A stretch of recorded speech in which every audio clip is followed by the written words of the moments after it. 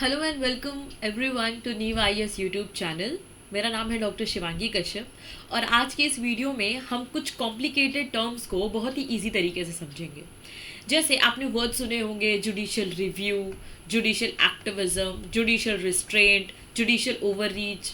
बहुत कन्फ्यूजन हो जाता है कि भाई सारे वर्ड्स एक ही जैसे तो लग रहे हैं, मतलब कुछ कोर्ट से या कुछ जजेस से ऐसा ही कुछ रिलेटेड है, बट एक्चुअल में क्या ये सारे सेम हैं? बिल्कुल नहीं। इसमें क्या है, ये चार बिल्कुल अलग वर्ड्स हैं और इन चारों का बिल्कुल अलग मीनिंग है जो जनरली आप किसी वीडियो में या बुक्स में पढ़ते हुए पाए जाते हो। आज की वीडियो में हम सिंपली समझेंगे कि इन चारों वर्ड्स के मतलब क्या होते हैं और ये चारों आपस में अलग कैसे हैं। ठीक, ये बेसिकली सिर्फ एक क्वेश्चन के ऊपर है कि कब जजेस को इंटरफेयर करना चाहिए, कब नहीं करना चाहिए, कितना करना चाहिए, कितना नहीं करना चाहिए। This is all about this. ठीक, फॉर एग्जाम्पल मानकर चलो कि पार्लियामेंट जो है ना कोई लॉ लेकर आता है। ठीक है, पार्लियामेंट कोई लॉ लेकर आता है। अब इस पर बहुत सारे केसेस हो सकते हैं। पहली चीज़ ये हो सकती है कि वो जो लॉ है वो अनकॉन्स्टिट्यूशनल है। ठीक है, ओके, आपको पता लग गया कि वो लॉ अनकॉन्स्टिट्यूशनल है जो भी पार्लियामेंट ने XYZ पास किया है। अब यहाँ पर तीन केसेस हो सकते हैं। पहला केस ये हो सकता है कि जजेस को इंटरफियर नहीं करना चाहिए। पहला, कोई लोग ये बोल सकते हैं कि पार्लियामेंट ने कुछ पास किया है, सोच समझ के किया होगा, वो है नहीं है, इससे कोर्ट को कोई मतलब नहीं होना चाहिए, पार्लियामेंट जो चाहे वो कर सकती है। पहला ओपिनियन ये हो सकता है। दूसरा ओपिनियन ये हो सकता है कि नहीं, the courts should actively protect citizen, कि अगर पार्लियामेंट ने कुछ गलती करी है, अगर वो अनकॉन्स्टिट्यूशनल है, तो कोर्ट को उसमें जाना चाहिए और सिटीजन्स के लिए एक्टिवली पार्टिसिपेट करना चाहिए। सिटीजन्स के लिए कुछ अच्छे लॉज बनाने चाहिए और ऐसे लॉज जो सिटीजन के खिलाफ काम करते हो उनको क्या करना चाहिए, कैंसिल आउट कर देना चाहिए। दूसरा व्यू ये हो सकता है। तीसरा व्यू ये हो सकता है कि ठीक है, कोर्ट को एक्शन लेना चाहिए लेकिन इतना भी नहीं करना चाहिए, ये तो इंटरफियरिंग हो गया, इंटरफियर नहीं करना चाहिए। ठीक है, ज़्यादा से ज़्यादा एडवाइस दे देनी चाहिए कोर्ट को कि भाई पार्लियामेंट ऐसा ऐसा काम मत करो, लेकिन एकदम ही इंटरफियर नहीं कर देना चाहिए, एकदम ही परेशान नहीं कर देना चाहिए कि मैं जो बोलूँगा अब से वही होगा। ठीक, तीन व्यूज़ हो सकते हैं। दिखने में लग रहा है यार तीनों अपनी अपनी जगह सही हैं, सही बात है, पार्लियामेंट का अपना काम होता है, कोर्ट्स का अपना काम होता है, क्यों एक दूसरे में इंटरफियर करना है ना? हो सकता है। So who is right? यहीं पर ये चार टर्म्स देखने को मिलते हैं। ये चार टर्म्स अगर आप पढ़ लोगे ना तो आपको रियलाइज हो जाएगा कि ओके, कहाँ पर कोर्ट इंटरफेयर करती है, कहाँ पर कोर्ट नहीं इंटरफेयर करती है। ठीक, let's start with the first term, that is judicial review.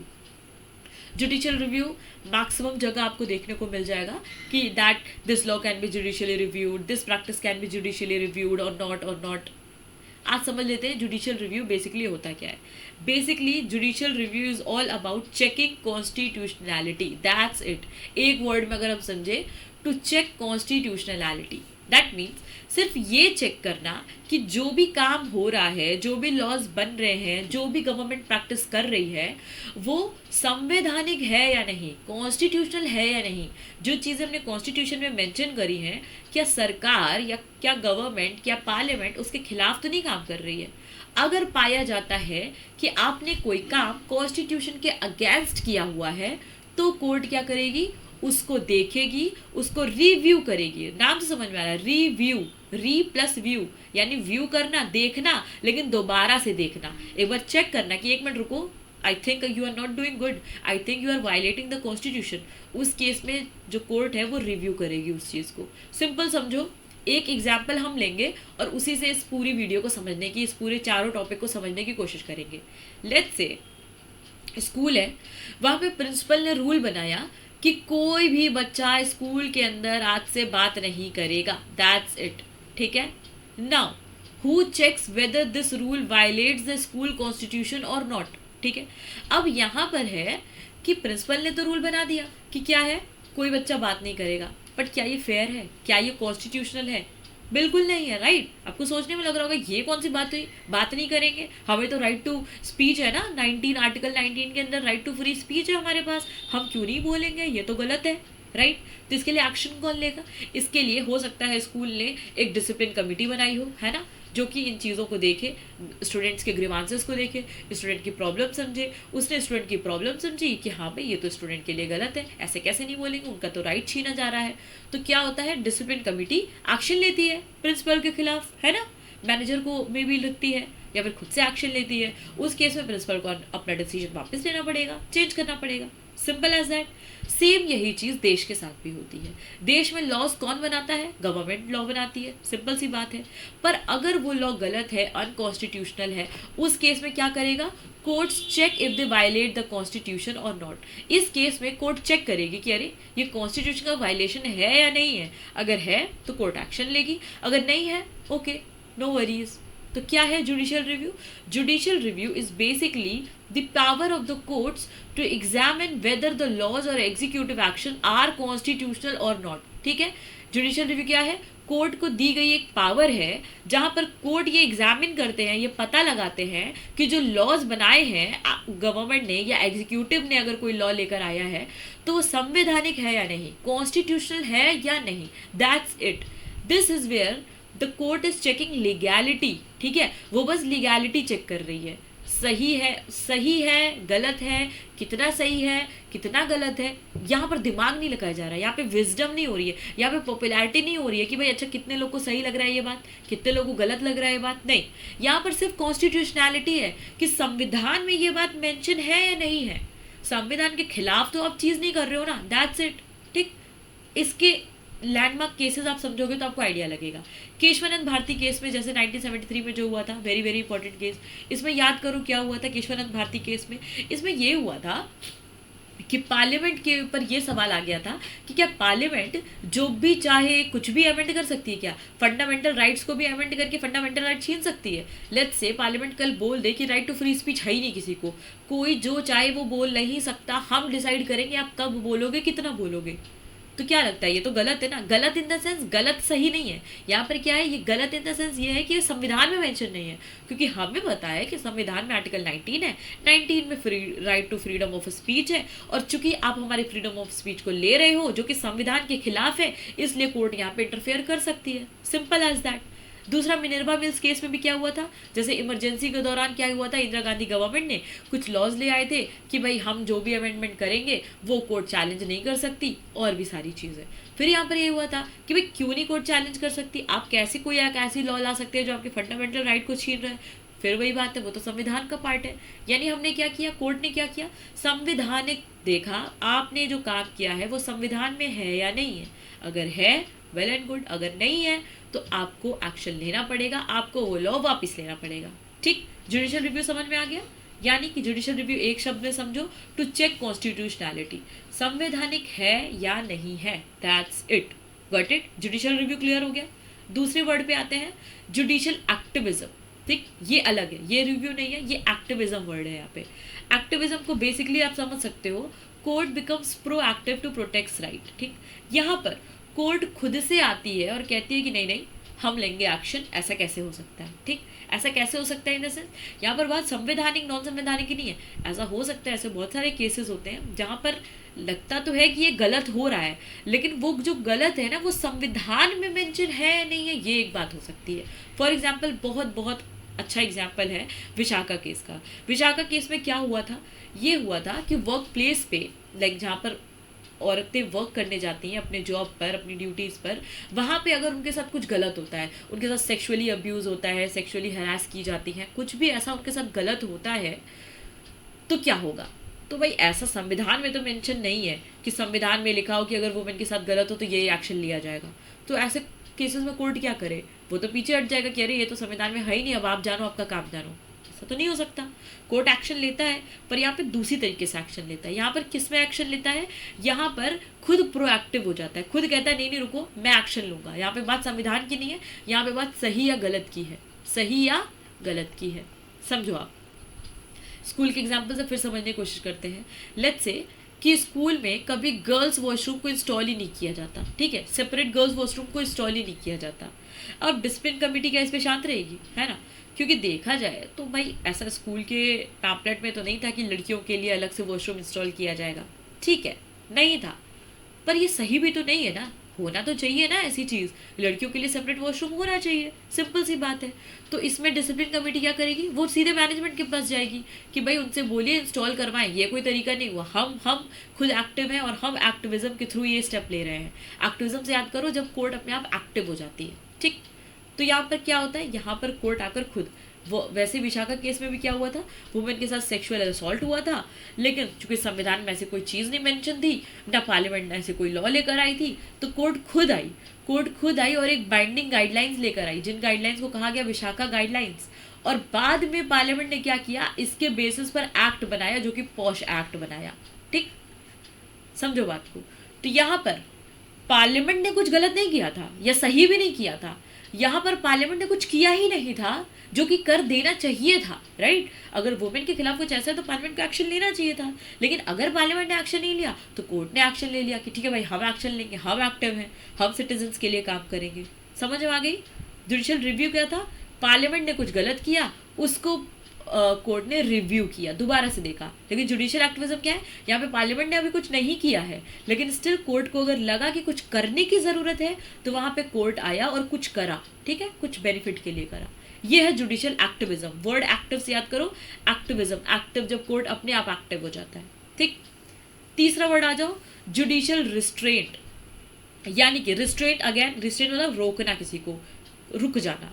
Now restraint कैसे हो सकता है, रिस्ट्रेंट ऐसे होता है कि courts know that they have the power, court को पता है कि हाँ भाई उनके पास पावर है कोई भी चीज़ अगर गलत हो रही है उसमें इंटरफियर करने की, पर कोर्ट चूज करते हैं कि नहीं नहीं हम इंटरफियर नहीं करेंगे, ठीक है, हम नहीं करेंगे। समझो, by because this is a policy decision and not every decision is unconstitutional. भाई पॉलिसी है, अगर कोई पॉलिसी बनी है, LIC पॉलिसी बनी है, कोई भी एक ऐसी पेंशन पॉलिसी बनी है, ठीक है, पेंशन पॉलिसी में डिसाइड किया गया है कि हम क्या करेंगे, पेंशन में लेट्स से X अमाउंट नहीं दे पाएंगे, हम Y अमाउंट दे पाएंगे, ठीक है। कुछ ऐसे वृद्धा योजना बनी है, उसमें ये बोला गया है कि हम 60 साल के ऊपर बूढ़े लोग को हम नहीं काउंट करेंगे, हम 65 साल के ऊपर लोगों को काउंट करेंगे कि आप बूढ़े हो और उनके ऊपर ही ये लॉ अप्लाई होगा, ठीक है। यहाँ पर फंड की बात हो सकती है उनके पास उतने फंड ना हो, इसलिए वो 60 वाले एज को ना जोड़ रहे हो, सिर्फ 65 से शुरू कर रहे हो सकता है, बहुत सारे कंस्ट्रेंट हो सकते हैं। तो क्या ऐसे में कोर्ट आएगी और बोलेगी नहीं नहीं इसको 65 नहीं इसको 60 करो? नहीं, क्योंकि ठीक है भाई पॉलिसी लिया गया है, कुछ सोच समझ के लिया होगा, यहाँ पर कुछ भी अनकॉन्स्टिट्यूशनल नहीं है, यहाँ पर गैर संवैधानिक बात नहीं हो रही है, यहाँ पर एक पॉलिसी डिसीजन है।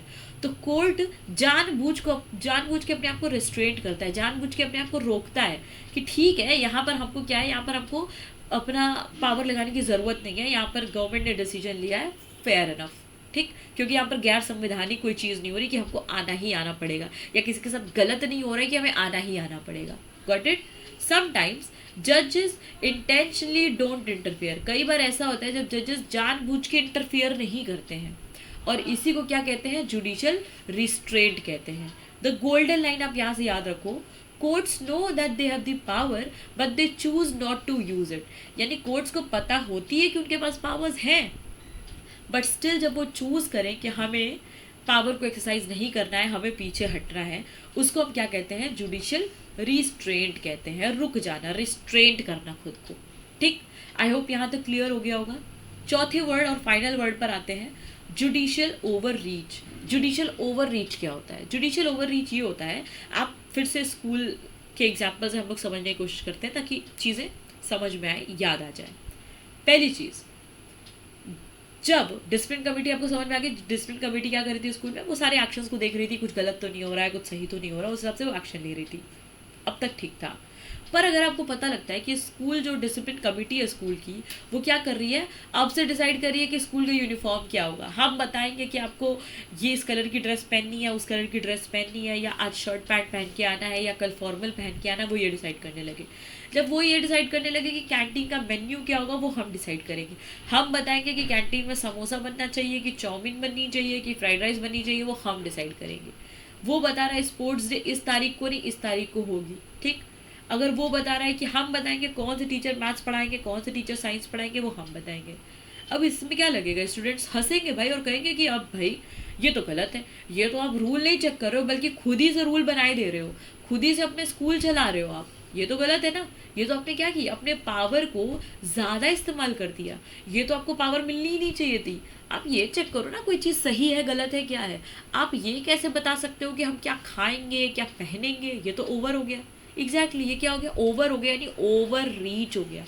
आपको रीच थी आप पहुंच सकते थे चीज़ों को कि क्या गलत है क्या सही है, आप उसको देख सकते थे। लेकिन अभी आपने क्या किया, आपने ओवर काम कर दिया, आपने ओवर रीच कर दिया। अभी आपने क्या कर दिया, कुछ ज़्यादा ही एक्शन ले लिया जिस एक्शन की शायद ज़रूरत भी नहीं थी, जिस एक्शन को शायद अब आप डिक्टेटरशिप का नाम दे दो। ये तो तानाशाही है कि आप बताओगे हमें क्या करना है। ठीक, exactly this is judicial over reach, that is when courts starts interfering in matters that primarily belongs to legislature or executive। बस जब ऐसा कोई कार्य हो जहाँ पर काम या तो लेजिस्लेचर का होगा या तो एग्जीक्यूटिव का होगा, वो उनका काम है ना, उनका काम है पॉलिसी बनाना, है ना, उनका काम है कोई भी चीज़ें करना जो देश के लिए ज़रूरी है। अब आप हर छोटी बड़ी चीज़ में इंटरफेयर कर रहे हो, आप चीज़ें बताने लग रहे हो, ये तो क्या हो गया, ये ओवर रीच हो गया। और ये क्या है, ये गलत है। This is not constitutional category, this is a criticism of how courts use their power. ठीक है, अभी जो हमने 3 वर्ड्स पढ़े थे जो कि थे जुडिशियल रिव्यू की बात थी, एक्टिविज्म की बात थी और रिस्ट्रेंट की बात थी। यहाँ पर क्या था, ये एक पॉजिटिव नोट की बात थी जहाँ पर कोर्ट्स एक अच्छा काम कर रहे थे ना, सिटीजन्स के लिए कुछ बेहतर के लिए वो ये काम कर रहे थे।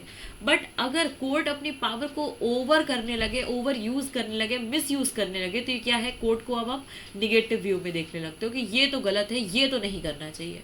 राइट, क्लियर हो गया है कि जुडिशियल ओवर रीच क्या होता है।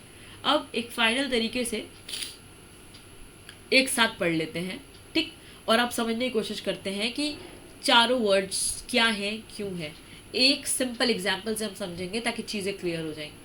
एक सिंपल एग्जाम्पल, लेट्स से हम क्रिकेट का एग्जाम्पल लेकर चलते हैं, क्योंकि क्रिकेट को मैक्सिमम आप लोग रिलेट कर पाओगे, समझ पाओगे। लेट्स से क्रिकेट मैच हो रहा है। अब क्रिकेट मैच में जब एम्पायर होता है, जब वो चेक करता है कि बैट्समैन आउट है या नहीं है, तो वो क्या होता है, वो होता है ये बात कि रूल बुक के हिसाब से सही है या नहीं है। राइट, अगर रूल बुक में मेंशन है कि अगर आपने बैट से मारा और अगर सीधे गया हवा में और सीधे अगर फील्डर ने कैच कर लिया तो वो है तो वो हो जाता है, आप आउट हो जाते हो, ये रूल में मेंशन है। ठीक है, और अगर लेट्स से किसी ने कैच कर लिया और फिर भी आप आउट नहीं कर रहे हो, तो यहाँ पर क्या हो जाएगा, जुडिशियल रिव्यू हो जाएगा। यहाँ पर एम्पायर कहेगा अरे अरे ये तो गलत है, ये तो रूल बुक के खिलाफ है, इसीलिए हम क्या कर लेंगे, एक्शन लेंगे। तो ये सिंपल है, ये जुडिशियल रिव्यू का पार्ट है। क्यों, क्योंकि यहाँ पे लीगैलिटी देखी गई, यहाँ पे देखा गया कि रूल बुक के हिसाब से यानी संविधान के हिसाब से काम सही हुआ है या गलत हुआ है। सिंपल, ये हो गया जुडिशियल रिव्यू। दूसरा आ जाओ जुडिशियल एक्टिविज्म। इसमें क्या है, लेट्स से एम्पायर नोटिस करता है कि अरे यार पिच की तो डेंजरस कंडीशन है, लेट्स से वहाँ पर पानी से कुछ गीला हो गया है, वहाँ पर लेट्स से उबड़ खाबड़ चीज़ें हो गई हैं जिसकी वजह से बॉल क्या है, फ्लैट जा रही है या कुछ ज़्यादा ही ओवर बाउंस कर रही है, बहुत रीजंस हो सकते हैं। वहाँ पर जहाँ पर एम्पायर ने खुद एक्टिव होकर डिसीजन लिया, उनसे किसी ने कुछ बोला नहीं, लेकिन चूंकि वो एक रिस्पॉन्सिबल पर्सन है क्रिकेट को लेकर के, इसीलिए उन्होंने एक्टिविज्म दिखाया, एक्टिवली उन्होंने पार्ट लिया और बोला कि भाई अभी रुक जाओ, गेम अभी रोक देते हैं। क्योंकि प्लेयर्स की सेफ्टी के लिए, क्यों, क्योंकि पिच गीला है, हो सकता है प्लेयर गिर जाए, चोट लग जाए, हो सकता है बॉल बाउंस करे, अनफेयर तरीके से गेम चले। इस केस में क्या होगा, वो बोलेगा रुक जाओ, हम एक्टिवली पार्ट लेंगे और हम इस प्रॉब्लम का सोल्यूशन देंगे, है ना, सिंपल है। तो यहाँ पर जुडिशियल एक्टिविज्म की बात हो गई। तीसरा ये हो सकता है captain chooses the batting order. Let's say जो भी क्रिकेट टीम का कैप्टन है उसने चूज किया कि भाई पहली बॉल पर धोनी आएंगे, दूसरी बॉल पर पंत आएंगे, तीसरी बॉल पर जो भी आएंगे, उन्होंने अपना ऑर्डर जो है वो डिसाइड किया है कैप्टन ने, फेयर इनफ। अब अगर यहाँ पे एम्पायर जो है वो क्या यहाँ पर बोल सकता है कि नहीं नहीं मैं डिसाइड करूँगा, पहले पंत आएंगे फिर बाद में कोहली आएंगे, ऐसा तो नहीं हो सकता। तो यहाँ पर एम्पायर को पता है कि ठीक है वो चाहे तो इंटरफेयर कर सकता है, लेकिन वो नहीं करेगा ना, वो अपने आप को रोकेगा, रेस्ट्रेंट करेगा, क्योंकि इसको पता है कि भाई ये उसका एरिया नहीं है, वो क्यों फालतू बात करेगा यहाँ पर आकर। ये कैप्टन का काम है, कैप्टन को करने दो। हाँ, अगर कैप्टन कुछ और गलत चीज़ें करता है जो कि अनफेयर होगा तो फिर वो आएगा या तो जुडिशियल रिव्यू के तहत आएगा या तो एक्टिविज्म के तहत आएगा। तो यहाँ पर जुडिशियल रेस्ट्रेंट है, यानी कैप्टन एम्पायर ने खुद को रेस्ट्रेन कर लिया कि नहीं नहीं हम ओवरडू नहीं करेंगे। ठीक, तीसरी चीज़ जुडिशियल ओवररीच कब हो सकता है, जब एम्पायर डिसाइड करने लगे कि कब कौन बैटिंग करेगा, कौन बॉलिंग करेगा, इस टाइम पे क्या टीम की स्ट्रैटेजी रहेगी, आपको डिफेंस मोड में खेलना है या आपको अटैकिंग मोड में खेलना है, ये सब एम्पायर डिसाइड करने लगे। तो ये क्या, ये तो आप कहोगे अरे भाई ये क्या, एम्पायर का काम तो सही गलत देखना था ना, कुछ गलत हो रहा है तो उसको रोकना है ना, कि आप डिसाइड करोगे कि भाई कौन बैटिंग करेगा कौन बॉलिंग करेगा। तो ये क्या है, ओवर रीच हो जाएगी ना, आप ओवर रीच कर जाओगे, आप ओवर काम कर जाओगे जो कि आपको डिसाइडेड भी नहीं था। तो क्या हो गया, ओवर रीच हो गया। समझ में आ गई। रिव्यू का मतलब उसको चेक करना, एक्टिविज्म का मतलब खुद एक्टिव हो जाना और चीज़ों को सॉर्ट करने की कोशिश करना, रेस्ट्रेंट का मतलब खुद को रेस्ट्रेन करना, रोकना और कहना नहीं नहीं हम यहाँ पर इंटरफेयर नहीं करेंगे, ये उनका मामला है। और चौथी चीज़ ओवर रीच, जहाँ पर हम ओवर कर जाते हैं, अपना काम ज़्यादा कर जाते हैं, जो हमारे फील्ड का है भी नहीं, हम वो भी काम किए दे रहे हैं। ये समझ आ गई सबको? इससे इजी एग्जाम्पल में अब समझाना मुश्किल था, मैंने जो समझाया आई होप क्लियर हो गया होगा। सिंपल, जुडिशियल रिव्यू क्या करता है? लॉ को चेक करता है, उसकी कॉन्स्टिट्यूशनैलिटी चेक करता है। एक्टिविज्म क्या होता है कि जब वो तब काम करता है जब ज़रूरत होती है काम करने की, जब उसको पता लगता है कि नहीं नहीं यहाँ पे काम करने की ज़रूरत है, क्यों? क्योंकि यहाँ पे राइट्स को प्रोटेक्ट करने की ज़रूरत है, तो वो एक्टिव होकर अपना काम करता है। रिस्ट्रेंट क्या होता है कि रिस्पेक्ट करता है दूसरों की, कि नहीं नहीं हम रिस्ट्रेंट करेंगे, हम खुद को रोकेंगे, दूसरों के काम में हम दखलंदाजी नहीं करेंगे, अवॉइड्स इंटरफेरेंस, ठीक। और ओवर रीच क्या होता है कि डोंट रन दी गवर्नमेंट, कि जब वो खुद ही गवर्नमेंट ना चलाने लगे, जो काम गवर्नमेंट को चलाने का है वो है लेजिस्लेचर का, वो है पार्लियामेंट का, आपका नहीं है, तो आप क्या करोगे? जब कोर्ट अपने रोल से बियॉन्ड चला जाता है तो उसको कहते हैं जुडिशियल ओवररीच, जो कि एक निगेटिव बात है। ये तीनों पॉजिटिव बात है, ठीक। आई होप आपको क्लियर हो गया होगा कि रिव्यू और एक्टिविज्म और ये पॉजिटिव बातें हैं और ये एक निगेटिव बात है, इसकी को हमने रेड से कर दिया है ताकि आपको चीज़ें याद रहें। आई होप आपको ये चारों वर्ड्स अच्छे से क्लियर हो गए होंगे। This will be all with our video. अगर इस वीडियो के बावजूद आपको कोई भी प्रॉब्लम है, कोई भी कन्फ्यूजन है, तो please feel free to mention your doubt in the comment section. I will definitely try to resolve that. Thank you so much for watching our video.